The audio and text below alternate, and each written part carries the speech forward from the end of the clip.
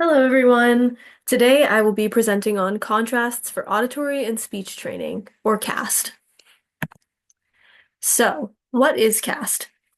Well, CAST is a systematic approach to teaching children identification of different speech sounds and words. It uses a bottom-up approach to analytic auditory training. The goal is for children to increase their speech sound discrimination skills through contrasts of decreasing size.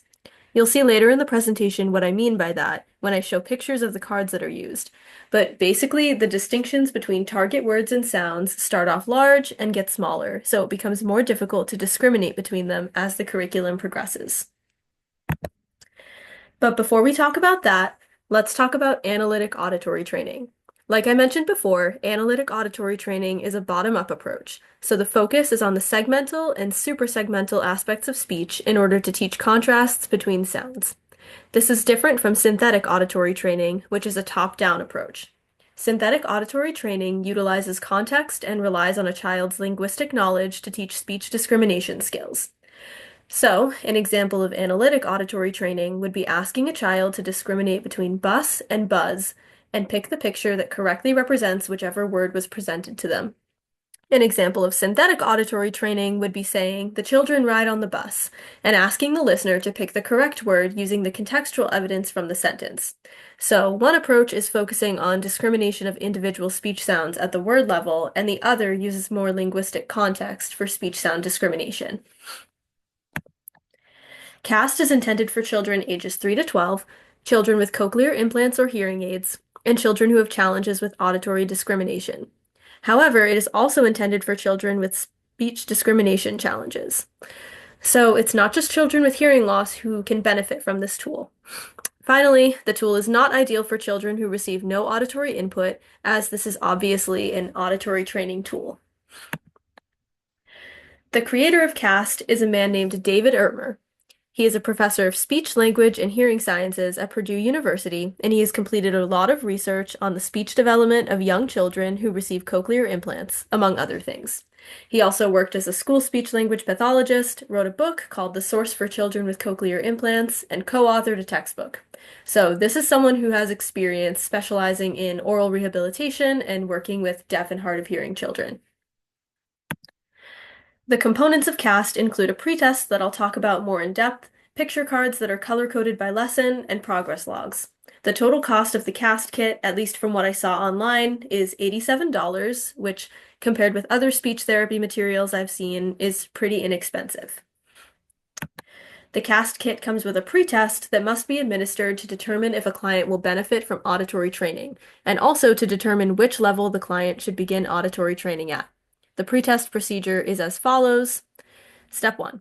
The examiner presents the test items several times with speech reading cues, aka the client is allowed to see the examiner's mouth. Step 2.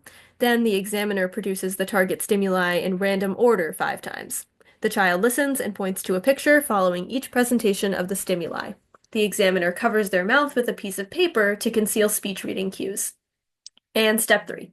Pretesting is discontinued after a child gets less than 75% correct on a given level, and training begins at the level where testing was discontinued. These are all of the levels of CAST. We start with identification of suprasegmental cues, like the simple presence or absence of speech, and then we work through the curriculum, moving our way up the levels until we reach the final part, which is minimal pairs differing in final consonants. So you can see the discrimination tasks start out very simple and general, and they become more and more specific as the lessons go on. So I have some examples of what the CAST picture cards look like. For this first card, the task is to discriminate between the presence and absence of a final consonant. For this second card, the task is to discriminate between two very different words, one with a single syllable and the other with one syllable.